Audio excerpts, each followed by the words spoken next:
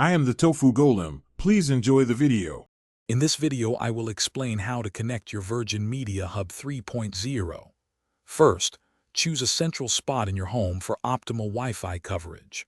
Next, take the white coaxial cable and securely screw one end into the wall socket and the other into the back of your Hub 3.0.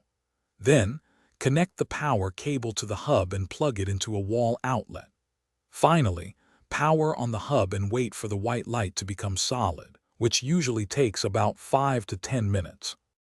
For a stable and fast connection, you can connect devices directly to your Hub 3.0 using an Ethernet cable. Your hub features 4 yellow Ethernet ports on the back, perfect for connecting gaming consoles, desktop computers, or smart TVs. Simply plug one end of the Ethernet cable into your device and the other into any of the yellow ports on the hub.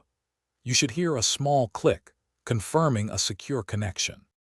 To connect wirelessly, find the Wi-Fi network name, also known as the SSID, and the password printed on the sticker on the bottom or back of your Hub 3.0.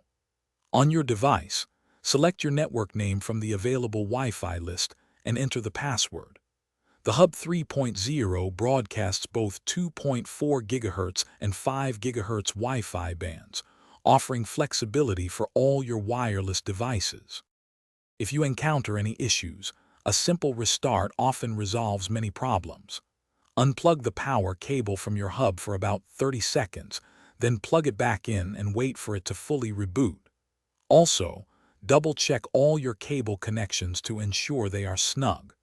Try moving your hub away from other electronic devices that might cause interference. If problems continue, Virgin Media's support team is ready to assist you further. Thanks for watching. Consider subscribing if we helped you today.